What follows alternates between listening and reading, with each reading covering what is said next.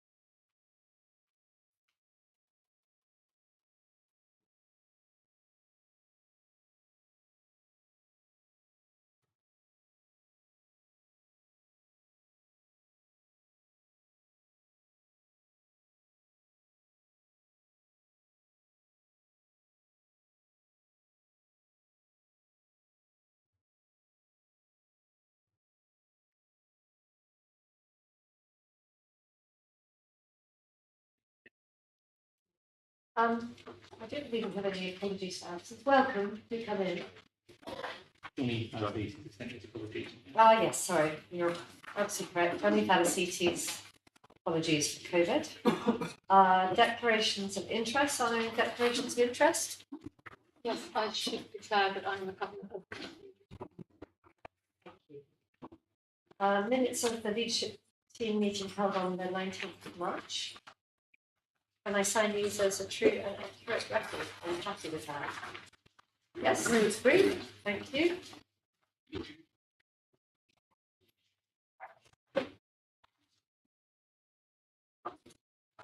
Right. Can I suggest to the committee, because I believe that we've got quite a lot of residents here, and I suspect you come about Holland Park School.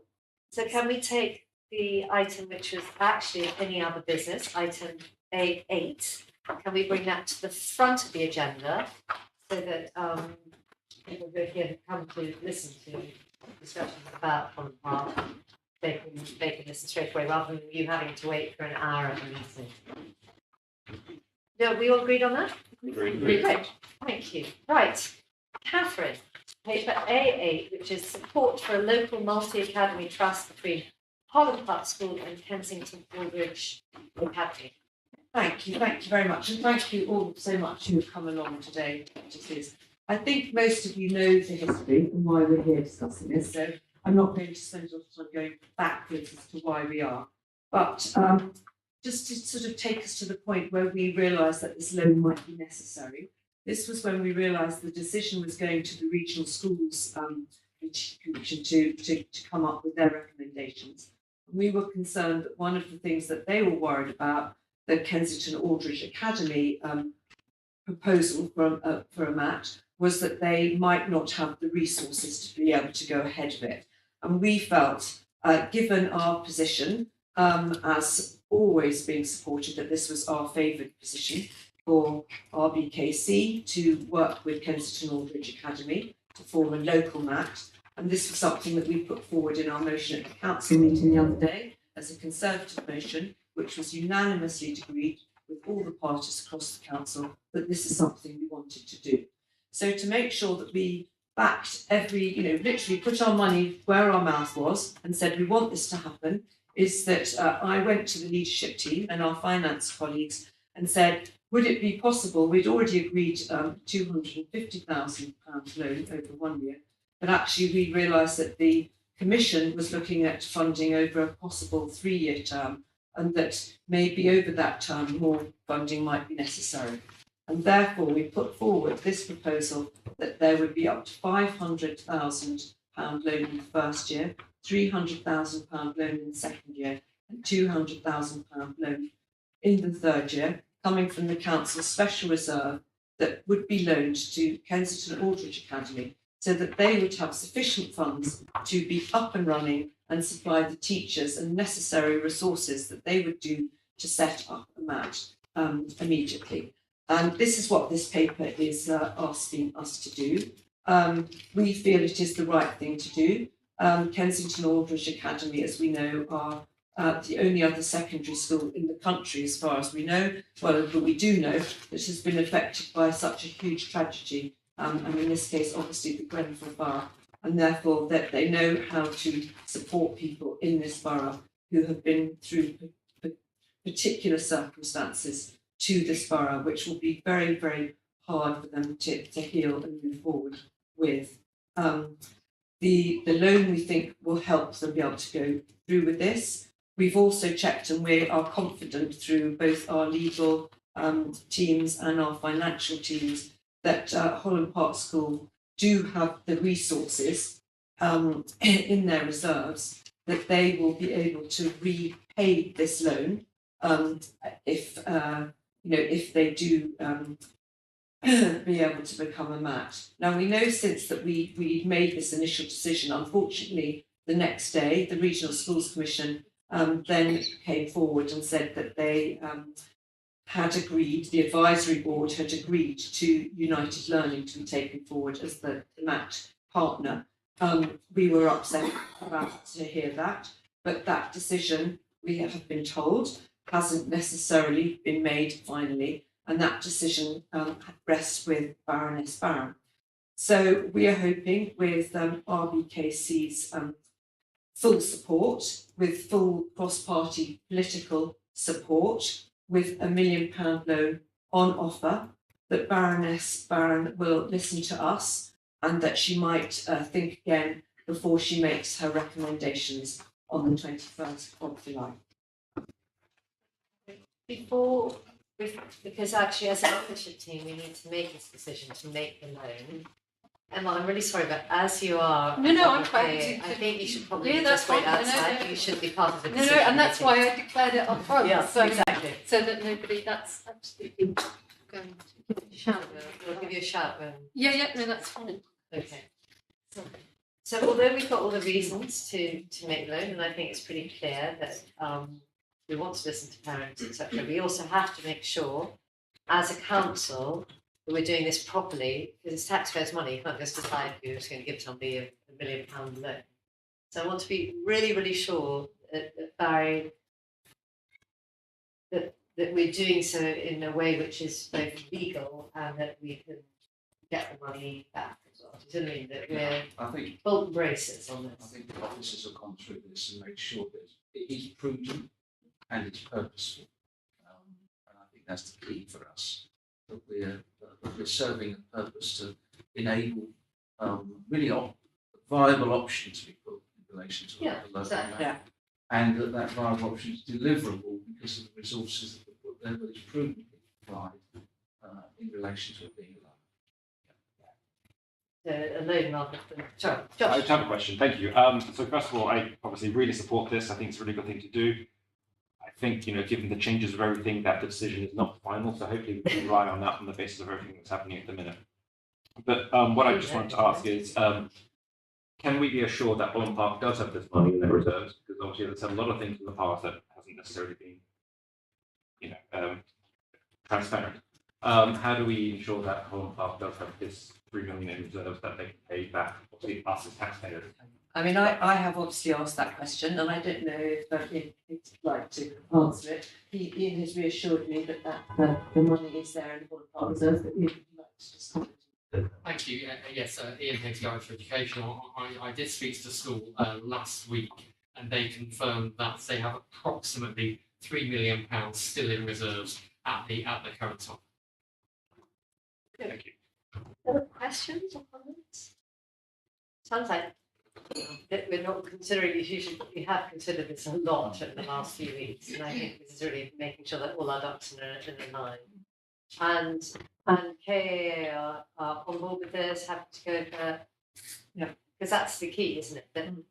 That we have a really good, fantastic school led by an able head teacher who's local, who could come in if the regional schools commissioner's advice is not taken by the minister, correct? Yes, so this is really sending a very loud and clear message to Baroness Barron to make sure that she seriously considers our offer.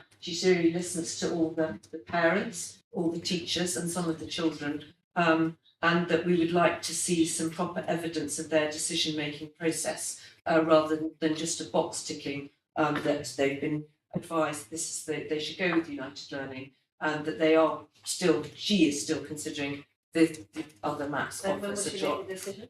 She's making a decision on the 21st of July. Well, we don't know. Okay.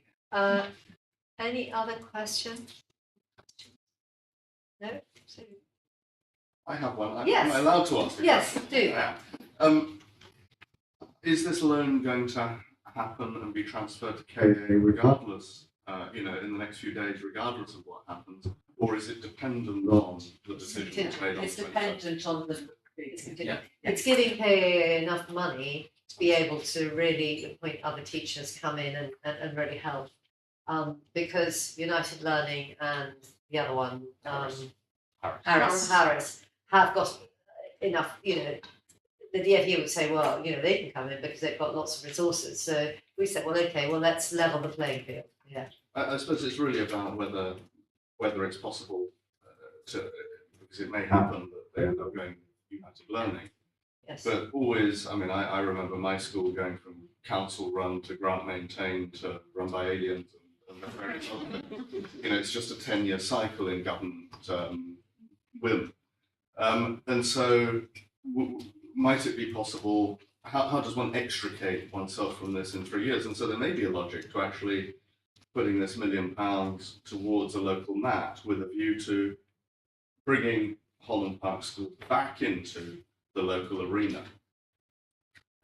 I think that's exactly what it's for, is to have it with a map. But of course, if on the 21st, yes, but that, you said it's dependent on the decision that's made on the 21st.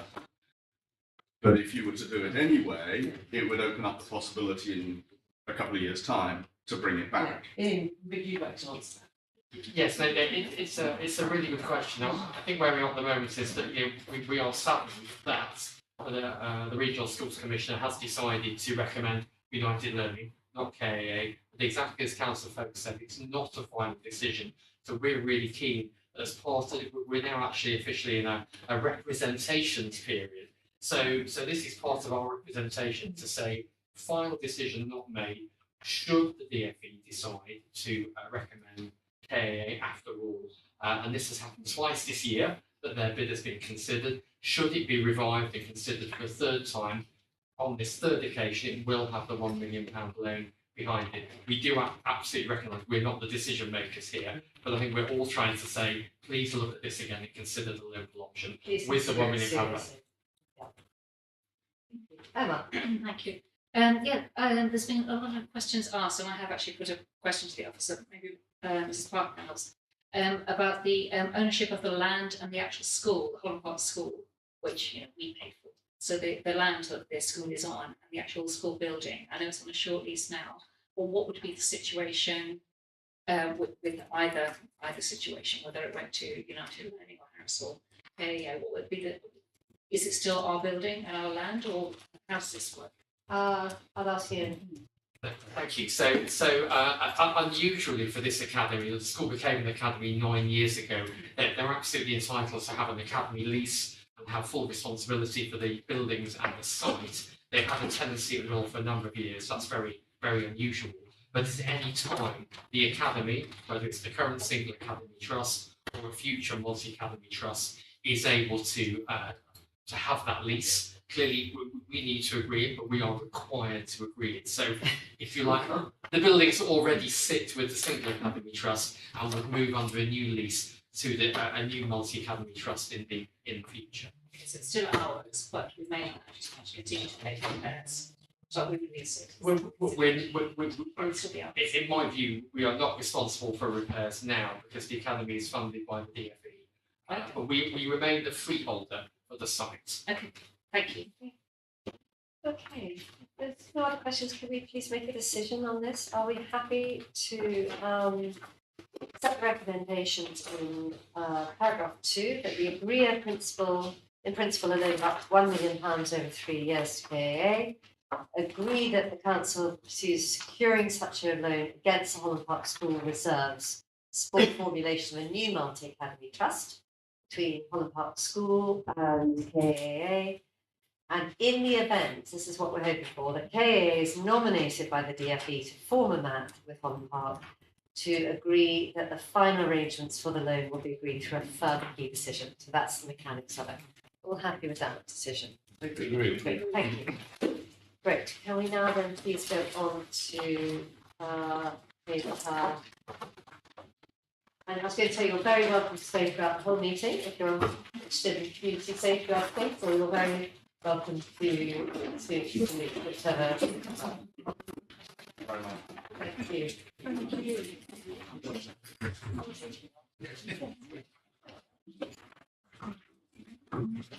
Not that I don't think I'm really be fascinating.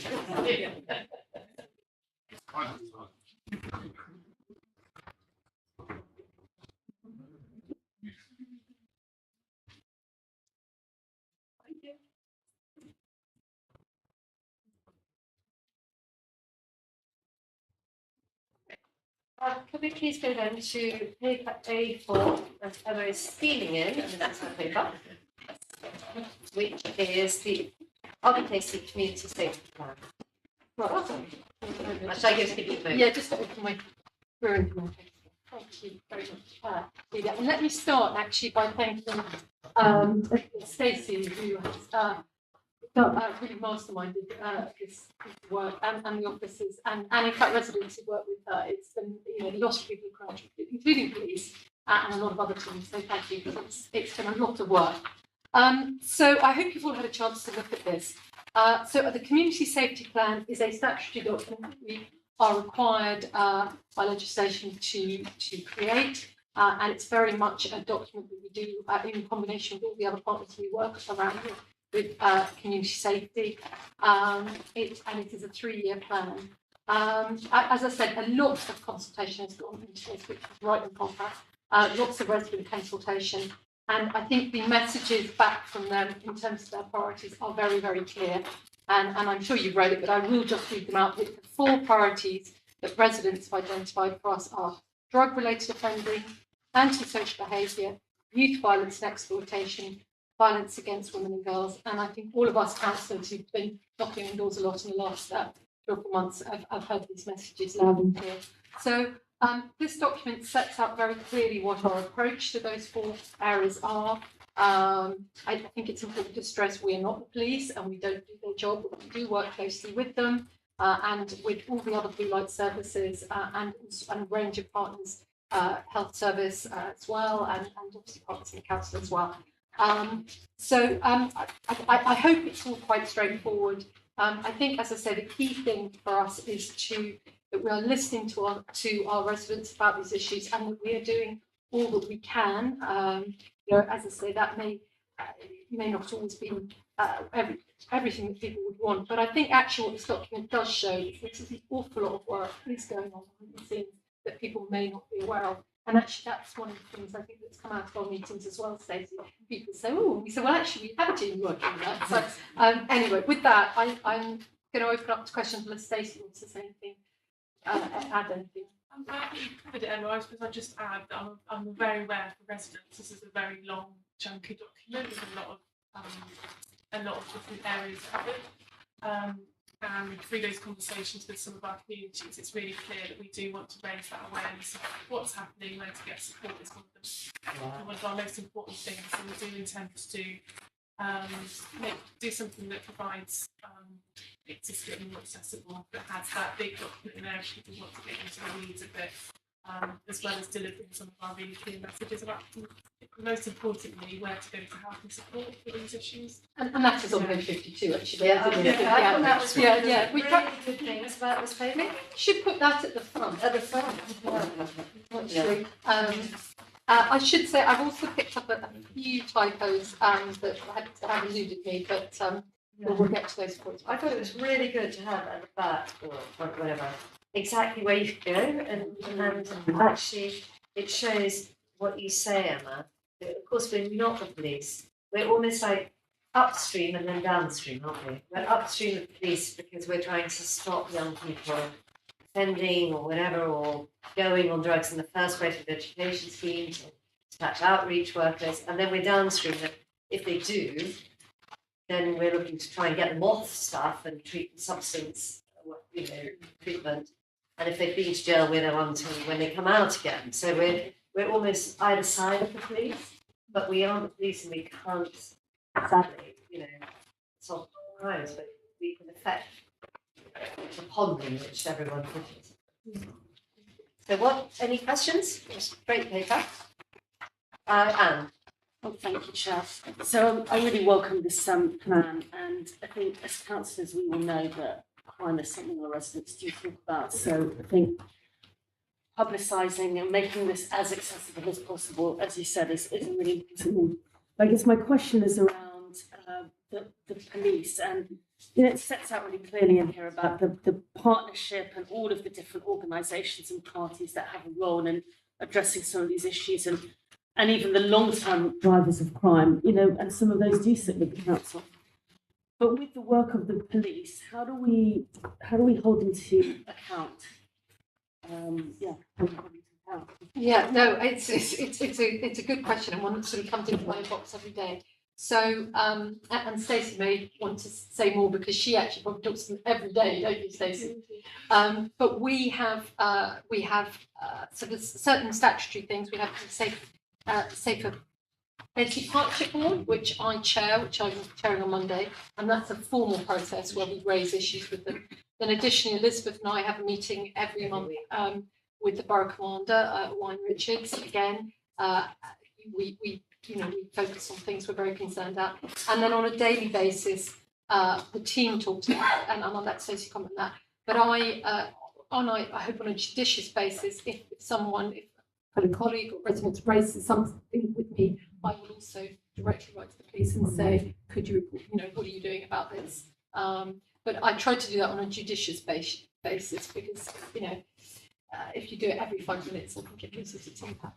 But Stacey, as I say, I know you talk to them every day. Yeah, I think that's it. And I think that, the main body for the holding the police to account at the most senior level is through the Safe Case Partnership Board. And that's where we routinely have police items, and then the whole partnership agencies are able to question and look at that and think about how things can be improved for RPKC. But I guess across the whole kind of more operational level is that we have police representations, whether it's regarding individual families or individual cases or individual, actually on the neighbourhood level as well.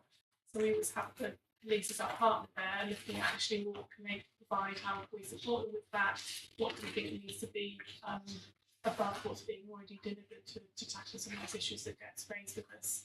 I think for your question, at the most sort of strategic level, it's the Safe Case Partnerships Board's role to make sure that we challenge the performance of the police at that meeting. And we do have data that we use. So we've got crime data, we've got the sanction detection rates, we've got other data. Stacey will remind me.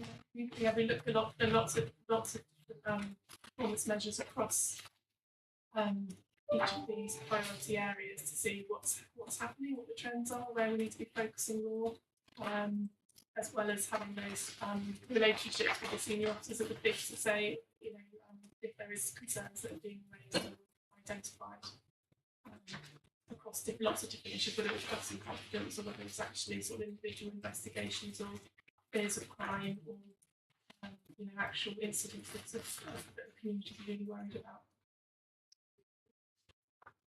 Jem. It's really more of a comment than a question, but it sort of goes to some of the upstream, to take the language, services that the council is effectively offering now because they're no longer being picked up by the police, which obviously have a cost to the council on things around antisocial behaviour, graffiti. You'd have a lot less graffiti if there was perhaps more policing on the street, that sort of thing. And I just sort of wonder, is that with the movement we're seeing now, even on speeding, things being handed down to councils to organise, we're obviously picking up an awful lot of the slack of what used to be ordinary police work. And I do sort of wonder how we can have much clearer line as to where our responsibility to end and the police's begin, because residents just want problem solved. They're not particularly interested in who solves it, but we sort of answer the phone when they ring, and we end up trying to control these things. I just wonder how we can better frame that these are police issues. I think that's It's a daily that's- challenge, isn't it, it Stacey? is, it is, and it's conversations, and it's you know at the real lower level, it's a conversation with the community to understand that and actually think about what can we achieve and what can we do, and what's within our responsibility, what's in our gift, and what's not. And then it is also about some of our frontline services that do address some of those things to make sure they're not siloed working, like some of the Quest programme, like some of our community wardens, and making sure we're picking up those things early and identifying them and understanding what the needs of the community are, and feeding these back in so that we can do our bit, but we be quite clear about where that boundary does lie. Yeah, but it's complicated. I think. And I think it's going to be an increasing tension, because I think, without wanting to be overly critical, Met is clearly having a difficult time of it, and residents are raising these issues, and we're obviously trying to fill some of the gaps where we can, but we regularly say to people that we're not facing these things we can't do. We just need to be really clear about that. It's difficult. One of the other forms is via the joint tasking meeting, Yeah. so we can certainly feedback and be clear about, as you say, where our responsibilities end in the police. They were very crisp. Catherine, last question to you.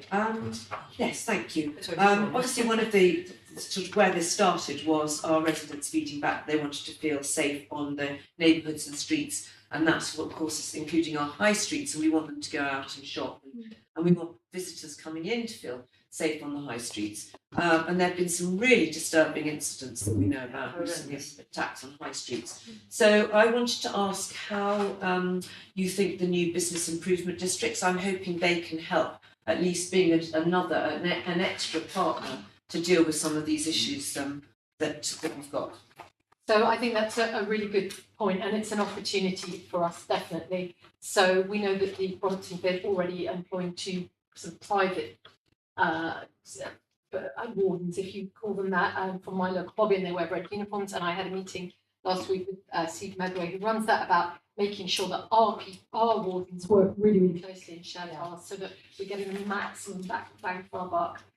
So they're almost an extension of our team, and I really hope that when we do have bids, that we will see additional resources come on. I mean, we will still have the problem that they can't arrest people and do police work, but I do think having more presence on the streets is reassuring to residents, and it is, that's certainly, in some of the higher footfall areas where there are issues. I think that would be a really good thing. And also, of course, if the bids are providing people, it frees up our wardens to get off those sites and maybe go into other areas, and so it's just more resource. So it's a really good thing. And actually, I was talking to one of our wardens last week, and he was saying exactly that in that area. It was quite helpful with people with antisocial behaviour or professional beggars coming in. He said he was going to stand next to them, and he said that really puts people off because they don't want to give the beggar because he's standing there like this, etc. Yeah. And it's all that extra presence, extra, making it just more difficult for people to operate. Exactly. When they want to commit crimes. Here, I'm sorry I didn't see No, that's So save the best of luck. Yeah, no, don't worry. So 2 questions. First one's a bit, because I'm conscious, so I like numbers. So can I just understand, so within the chart that you're showing on page 23, you all reported crime. Within my ward, Stanley Ward, it's 2,295, and that's in a cumulative figure of 2 years. Yes, So it's that's 20 correct. to 21. Yeah. Okay, so when I work that back, I mean, obviously, looking at the percentage of violence, it looks like Stanley's a bit of an epicenter in violent crime. But I mean, that equates to 20 offences a month, which is statistically low, but in terms of worry to residents, I know we pick up a lot of this. And I suppose 2 questions. First of all, a lot of this information is being disseminated around the residents using this Nextdoor.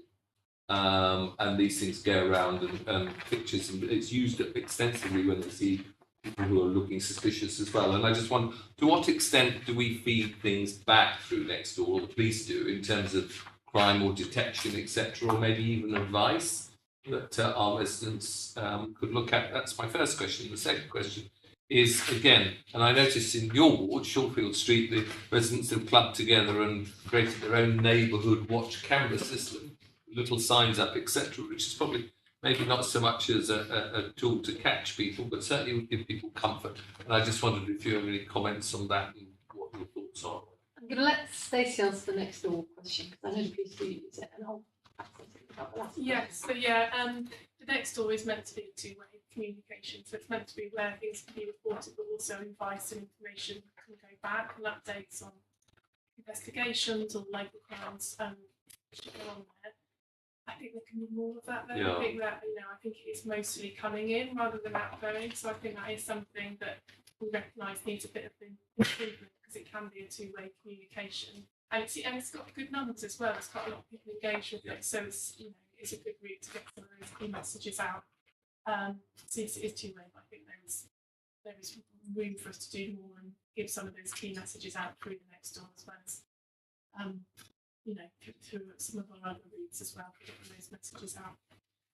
Thank you. Emma, you're And the going answer to your second question. So one of the things I talk about a lot, and we do talk about here, is that the fear of crime is often just as bad as crime itself because it's the impact it has on people's lives. So I am really all in favour of residents clubbing together and putting, the kind of CCTV scheme down Shawfield Street, and we support them on that. And in fact, we have a CCTV advisory panel, and one of our key aims, one of the things is exactly how we can work and support residents on that.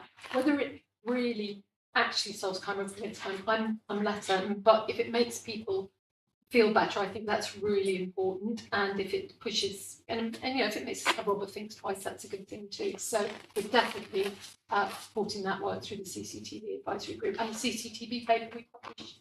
Bullshit? Yeah, last summer. Yeah, so we have a policy and we're working on that. So the answer is yes. I'm all for residents, Thank you. neighbourhood watch type things. Barry. Oh, sorry, right? No, apologies. It was basically the point that Kaz Kamali made, which is essentially about the boundary or the overlap between ourselves and the police. There's also overlaps with, you mentioned, police. But we need, I think, increasingly to think about overlaps with other housing providers, so registered providers and so on. Anyone who has some responsibility in the public domain, we shouldn't accept that it's the council and the council only that's responsibility to the public domain. Otherwise, we will be drawn into additional cost and activity which others should be doing. And I would say if we meet with the housing associations, we don't just meet about housing, we actually meet about other things as well. Yeah, I think it's a really good point. And I think we've seen this Hospitals as well have lots of activities in relation to particularly writ clear in Earl's Court. Yeah. But it's not the only area. I think you're right. We need to not just focus on the police. We need to, because it's the pyramid, isn't it? The police deal with the stuff, in the middle to the top. But if we could tackle some of the stuff at the bottom, that's what we do. I think we definitely do our bit, but maybe we do need to be a little bit tougher with toughness. Well, it can be others. bring more people on Yeah. and make them appreciate what their responsibilities are too. In the same way we've already said that Wigs are already doing it, right? That, as Barry said, businesses are contributing to the public realm and policing, and especially in Earl's Court, that's perhaps what some of our registered providers should do. I mean, the housing colleagues do come to the Safe Tenancy Partnership Board, but of course, again, it's internal. Yeah. It's not what we're not What do we doing. do? Yeah. It's a challenge for you. Yeah, there's a lot of the registered providers that are engaged through our joint action group, which looks and focuses around social behaviour because they have quite a Do they put any money in? Yeah, in that. Sorry. Do they fund it? Do they help fund? Do they put their money where their mouth is? No. So it's all very well coming to meetings, but do they actually do anything? Yeah, but they do. Sorry. They do take the actions for individual cases and take those roles where they are, they obviously are the landlord for particular cases that are particular problems are an issue that we identify that need to be taken forward, but not in terms, I guess, of the wider prevention and services that we provide for. So maybe that's individual something we could suggest to circumstances. them. Yeah. And as I said, I think work that I see Mary's over there, that we're, the approach that we want to try and take with our school is definitely going to look at this in particular. Thank you. So, And just with my Brompton Hansland wall house, Yes. because it does always feature in it, on the map on page 27, drug offences, and then on the theft of vehicle, the violence. I get a little nervous about ward boundaries because Brompton Hansland does have, all of Knightsbridge in there, has the majority of South Ken in there. Whereas if you look at the boundary perhaps along High Street Kensington, that's spread amongst 4 wards. Notting Hill Gate spread amongst 4 wards. So I've been to ward police panels and we've looked at the breakdown of the figures, and a lot of them, not all of them, there are some terrible violence crimes in Brompton Town. Quite a lot of them are theft from vehicles and theft from Harrods, for example. So it's just a comment really about the reporting along ward lines, and I know that's how we work as a council, but just to somehow if there can be links to slightly more granular breakdown.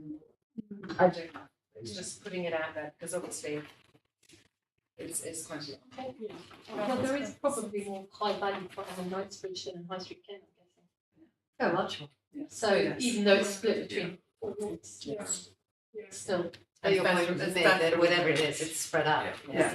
Well, I would like to say, I think that all of us on the leadership team, and indeed Mary as chair of the OSC, are particularly innovated by this, because if you look at the thing on page 23, 3 of us are from Royal Hospital with 8% of all crime. 2 of you are from Brompton Hansland, and 2 of you are from Stanley. So between us, we represent most of the wards which are having most of the problems. So I think with that in mind, Emma, A quarter of the crime in our 3 wards, basically. yeah, exactly. That's what the incidents is. Yeah. And the people with the perpetrators. Oh, no, The but victims the are- incidents. The incidents, yeah. Great, But that's how so we want it. could we please endorse the RBKC Community Safety Plan and recommend its adoption to full council? Yes, agreed? Thank you very much. Can we now turn to page A5, which is the annual treasury outturn report? Johnny is not here, he's got COVID, but have Mike. Yeah. So that's great. Oh, you know,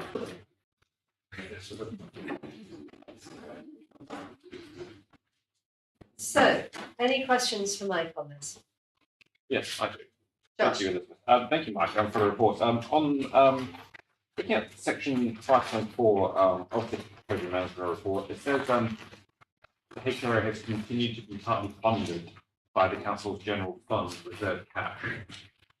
2 questions. One, I thought that was illegal.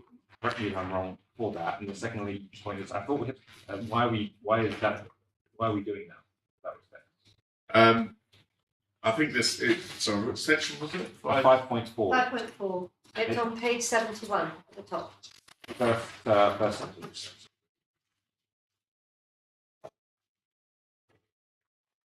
Yeah, it's the, it's basically that the general fund is lending to the HRA, so it's internal lending of spare resources that aren't yet being used. So it's not actually spending money on the HRA. It's just the borrowing that the HRA would otherwise have to do from the market.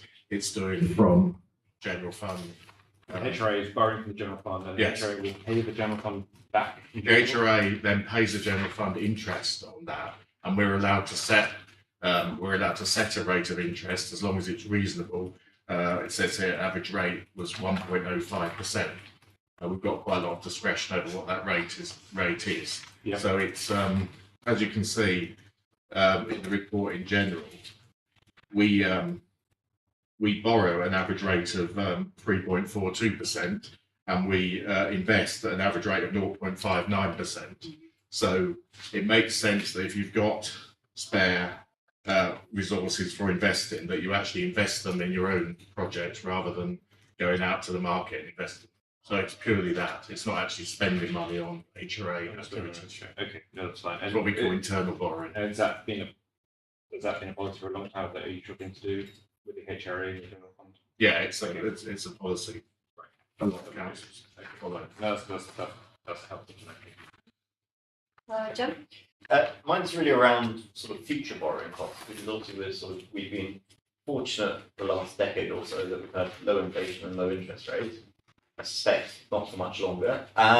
Where are we sort of predicting public works loan board will be in a number of years, and then obviously external borrowing beyond that as well? What's our forward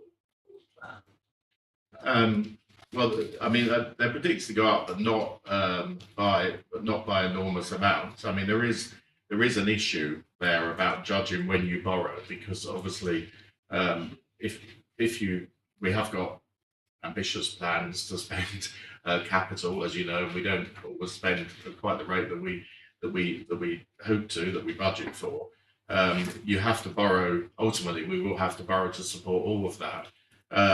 So there is a case for borrowing well in advance because rates are low now. But obviously, the problem with that is you've then got to do something with the money until you need it. And as you see from the report, we get a very low rate for our investments. So that's why we debate it, we look at it, and try and work out what's the most financially advantageous thing to do. Matt would perhaps say where the rates are going. We have Treasury advisors. I think that the general consensus is that gilts will continue to tick up slowly. There is, if we look at the forecast and we look at the modelling, there is then an expectation that gilts will begin to start tailing off in 2024. Whilst the cost of borrowing is materially greater than we saw in COVID, as you rightly said, it's now not 2%, it's somewhere north of 3%. But actually, what's also happened is the Bank of England have, of course, started raising interest rates. So the cost of carry, i.e. the difference between interest paid and received, is still about 2%. It's actually not worsened. So I suppose the overarching recommendation in the event that you need cash would be to try and keep lending short, unless we have a fundamental belief that long-term rates are in our favour. But that's not what your Treasury consultant is advising. And actually, since this report, your cash has actually improved. You actually sat on around 180 million, I think, as at now. So, can I just follow on from that? Look, this is not science, but my recall from my city days is that if you looked at interest rates over a very long period, they always average out at about 5%. And we've been in an abnormal period for quite a long time. And therefore, if you take that, if you look back over the last 100 years, I think the averages usually ends up with big things on either side. And on that basis, interest rates are only going one way because they're so abnormal. And therefore, I suppose, I take your point that we don't want to be sitting on cash for too long, but we know we have some particular expenditures coming up, and I do wonder whether we want to think about that. Well, we have to try and judge that right. I mean, and not, it would be very difficult if rates changed overnight, but we are trying to judge that point, and that's why we have Treasury management advisors from. As I was always told, nobody gets the buy at the bottom, sell at the top. No. So you take a view, and but we can't really borrow all the money that we know we need over the next few years now, because that cost of carry that Matt mentioned, that we can't. There's very little to actually do with the money to get any return. We just can't really risk that.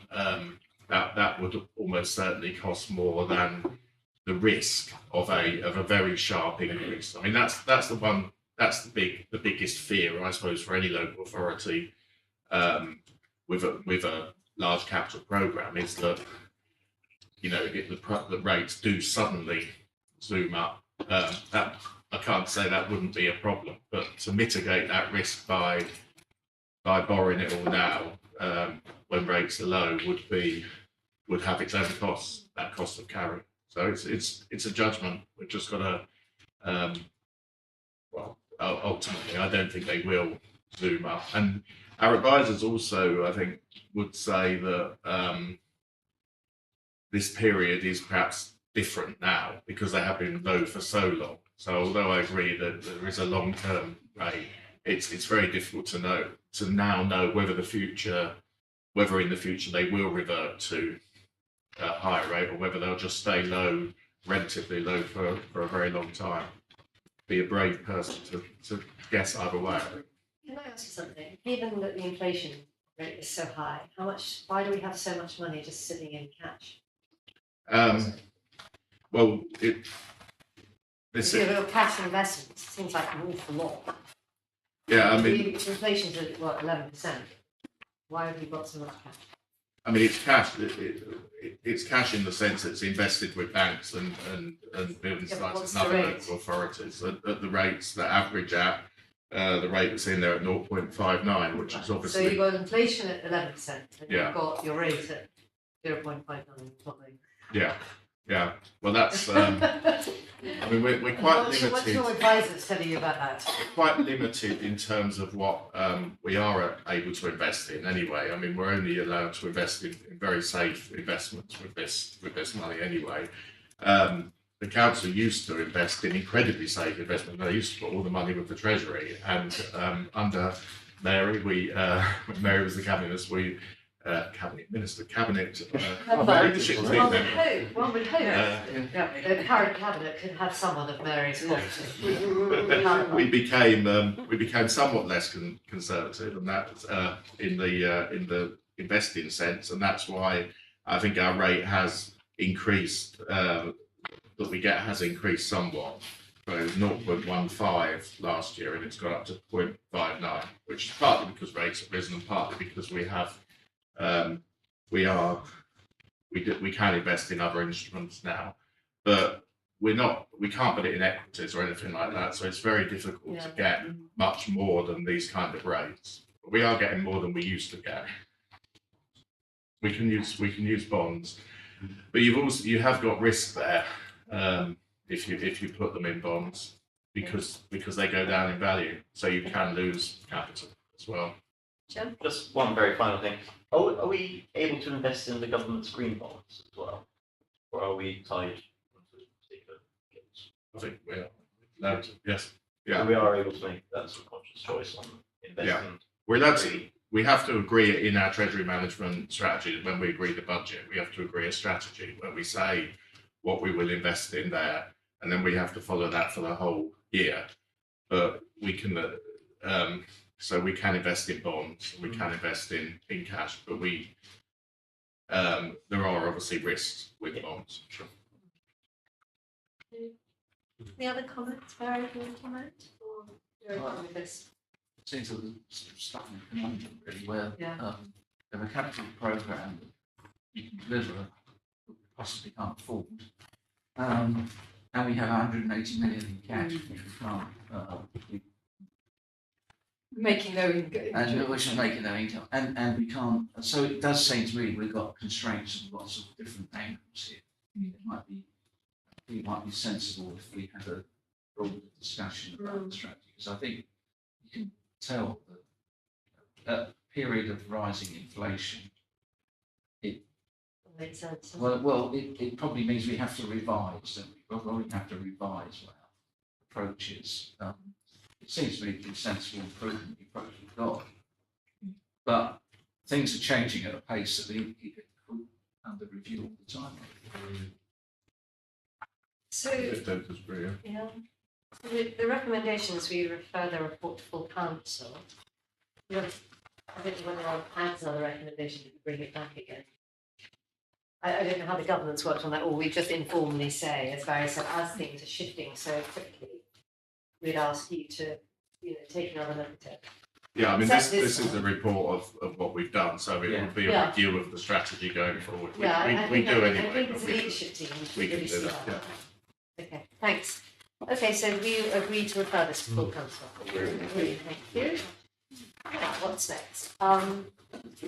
Financial outcome report, and before I forget, there's an appendix to this, which is the A6 Appendix 1, which refers to the £1 million loan for our Holland Park, which we've already agreed. We have to agree it again in this Okay, so don't let me forget it. This Do you want me to go out again? No, are we doing that now? Yes. Ready? Yes, why don't you pop out while we agree this recommendation, and then you don't go far, because we've already discussed it.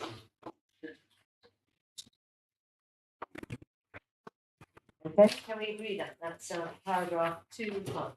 Agreed. Oh, no, it's not, sorry, I'm wrong. This is not on this, it's just on this one. Yeah. Okay, so we all agree Six one. this. Yeah, Yes. we do, yeah. Thank you. And Emma can come back, and you can look at what other things that you're being asked to agree with the recommendation, which are in paragraph 2. So, you've all read the paper. Are there any questions? Josh? Thank you, Elizabeth. Mike, I took with interest our COVID-19 recovery fund, which we have in 1.16 and 1.17. And I know of the discussion for this leadership team and the full council as well, when we looked at the budget, the £8 million earmarked from reserves to help with recovery. But I read in the report that we have £3.4 million that have never been spent in the last financial year. And I was just wondering, what else can we do with that? If this leadership team feels that perhaps that's not necessary, can we look into reducing our deficits, or can we look into perhaps spending that money? That's what we want to agree as well. Or I guess why was 8 million a lot too much perhaps? And if 3.4 million in spare basically down back to service, that seems a lot of money to me. So just trying to see what our thought process initially is on that. This is 1.17. 1.17, yes. Yeah, I mean that's our money that we set aside from our earmarked reserves for COVID recovery. So we can effectively do whatever we want with that money. So that's and we discussed that at the I think we discussed that outside of this, and they've bring recommendations to leadership, don't we, about that? But yeah, it's up to us how we spend that. That's separate from the government money. Yeah. That's referred to in 1.16, where we're obviously more regulated in how we spend it. So arguably, not saying that I necessarily agree with this position, or speak for the LT as a whole, arguably we could use up to 3.4 million to reduce our deficit for next financial year, for example, or we could put this into that still, depending on what is agreed in due course. That's still all those things still distinctly possible, aren't they? Yes. Okay. Fine. Thank you. We can't use it to obviously offset the ongoing No, deficit, but we could use it in year. Yeah, in year. Kim? Yes, just to record in paragraph 133 on page 92, there's a reference here to the use of reserves of up to £677,000 for a 2-year period relating to the Grenfell Settle Homes policy, which is quite an alarmingly large figure when you look at it in the face of it. But I just really want to record that of that 677,000, a large element of that is just effectively the identification of existing staff who will be working on the project. And the total cost of the staff is £372,000 with 3 members of staff, one of which would be an additional member. The other 2 are really just a allocation, rather than the implication is we're taking reserves out. So we're getting it back on the other side, so to speak. Can I just Yeah. so essentially what it is 2 members of staff. Existing members of staff. Existing members of staff we haven't got budgets for, we're extending them. So, and then there's a third post that's coming into the team to support the settlement policy. So it's 1 new member of staff for 2 existing ones, but we need that funding allocation because they're sort of, they're not permanent, they're temporary linked to the Grenfell function. Yes, but then they'll go back to the council and their salaries will continue. Well, they would have to go back into a post. I mean, I'm not Okay, so, all right, well, it's obviously a technical point that we're looking at this. I just implied as though it was additional monies that I was spending, but effectively I'm moving it from left hand to right. It's just actually deciding to extend those 2 posts, continue them. Okay. And then the rest of the money is linked to personalisation grants that was indicated in the settlement policy back in March, I think. Yeah, okay. Thank you. I would just like to comment on one thing. You were talking about reserves earlier, like, I mean, things like children's services and education capital, variance budget 5.255 million. And we really do need to, sorry, look at our capital. That's ridiculous, 5 million. Yeah, I mean, obviously on capital, we are, We're gonna have another. we are looking at it, and the issue on capital is the underspend that we seem to have. We don't deliver on. Well, some of that is obviously because of COVID, which did make things more difficult, but some of it is because we do need to get better at A, getting the budget right in the first place, and then B, spending according to the budget that we've set. Yes. Any other comments on this paper? No? Okay. We agree the recommendations. It's in paragraph 2. And please note that we are going to use the reserve, so I'm not going to read out every single line. Just make sure that you know what you're agreeing to. Yeah? Yeah. Okay, brilliant. Thank you very much. Could we then please turn to the next paper? Page 7.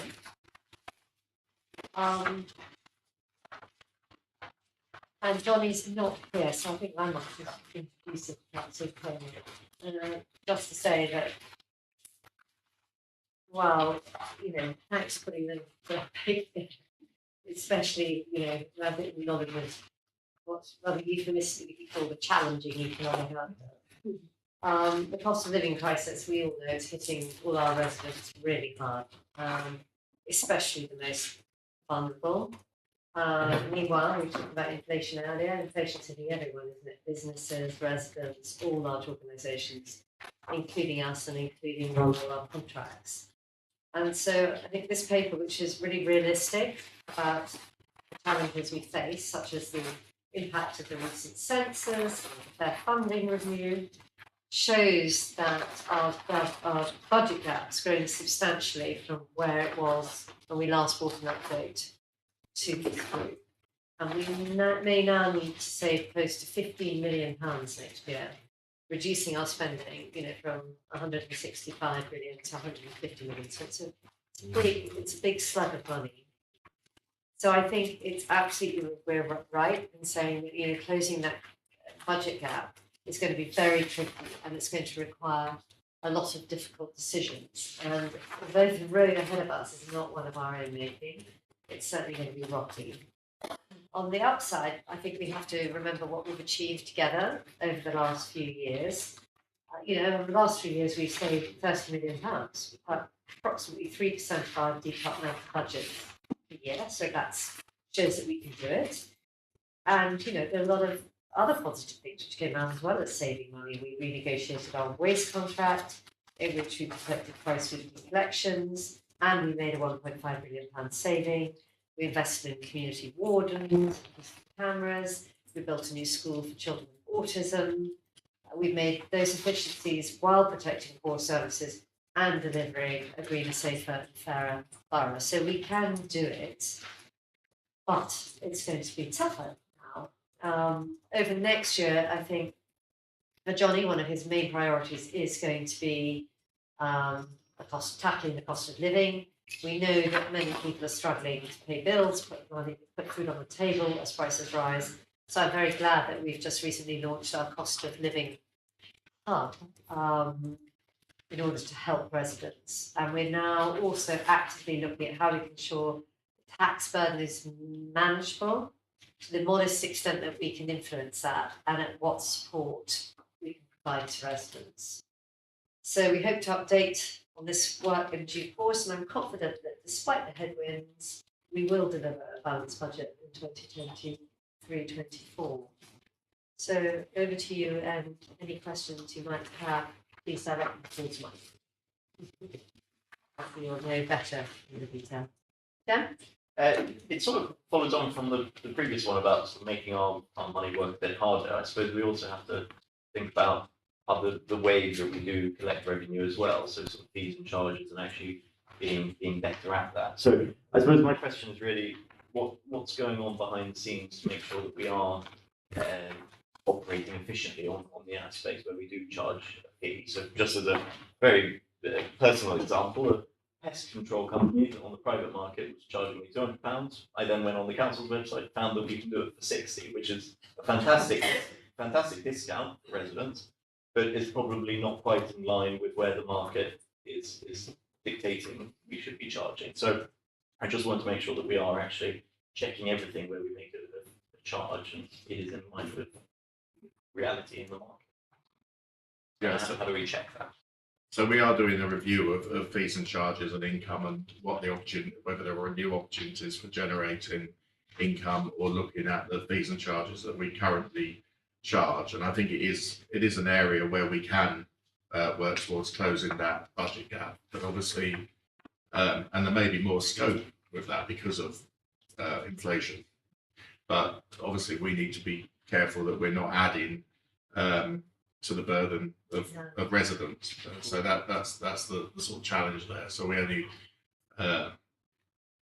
particularly want to look at areas where the fees and charges impact less on people who are struggling more with the cost of living crisis. So, but I think there will be some opportunities there. I think we've got much more control on the expenditure side, but we do have some control on the fees and charges side. Particularly for those discretionary type services. I suppose my point wasn't to go up to £200, just the No. control example, but it was actually, given such a saving compared to the market, what are we doing to make sure that residents and visitors know that we are actually offering those services? Because presumably we're not offering them at a loss, or at least covering our charges. We should be the most popular pest control business in Chelsea, for instance. Yeah. West London. That's London, indeed. We'll make sure we take that into account in the review. But yeah, reviewing those charges. Kim, and then Sol. Well, Elizabeth, I was sort of following a little bit on to your introduction, and I don't want to start sounding defensive of Michael. I just really wanted to Surely not. I wanted to record, on paragraph 12, page 140, the housing revenue account and our capital investment program, because we are proposing in here to spend £522 million to ensure that we have the best homes that we possibly can and green homes as far as our residents are concerned, and that's well far in advance of any other borough that I think we could see. So but obviously we've done that to ensure that our residents have got modern, green, proper homes, and to ensure that they have the best things. And I think crucially what we've done is we've put our residents at the heart of that decision. So they're choosing the windows and the doors and everything else.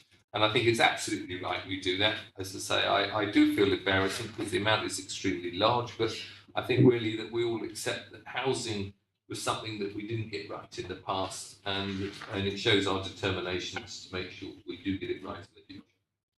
Yeah, but I also note that the paragraph underneath says that the anticipated programme will be reduced by schemes that are either not deliverable or no longer a priority. So and that's good a question of phasing. I mean, it's Yeah. more a question of Yeah. phasing. So you're being prudent with your Yeah. millions. Okay. All right. And thank you for saving me a little bit of my embarrassment. When I look at the headline figure, it does make my eyes water. So question of what we can deliver and when, isn't it? And being prudent with our money at a time of very high inflation. And it's obviously a very challenging area because that construction costs and housing costs, housing repair costs are obviously quite heavily impacted by inflation. So it's going to be very challenging. Hey, so, yeah, just a quick question. Thank you, Elizabeth, for the introduction and mentioning the cost of living hub that's now on the website, which is really great news, because I think what often happens is budgets tend to get quite siloed and therefore help gets quite siloed. And to have this coordinated effort that's looking ahead to what's going to be happening in the autumn in particular, I think it's really going to help our residents and point them in the right direction. So my question really is, how confident are you that all the financial aspects in the different departments can point people to someone rings up about their council tax and council tax rebate, and they can talk to that, but then they may also, within the conversation, find out actually they're doing school help, they're doing food help, and how confident are you that people can help on those conversations, not just put them to the hub, I guess. Maybe just direct them to the hub. Yeah, well, I mean, training staff within the customer delivery division, you know, to make sure that we aren't acting in a siloed way and that we are able to help people in all the ways that it's possible. Some of it by signposting and some of it by our own services. And I think a lot of that was done there's been a lot of learning from the period of COVID, obviously, where we sent out a lot of grants and we issued a lot of grants. We were responsible for that. And that work's now all been mainstreamed. So I think staff are in a better place than they were, better trained to do that going forward. Great, thank you. Any other questions? Anyone want to comment or make any questions? No? Well, I think we all know that the next year is going to be very tricky, but thank you very much, Mike, for this update on our financial position. As you say, it's going to change if you know, we fill in the figure. We know about taxes for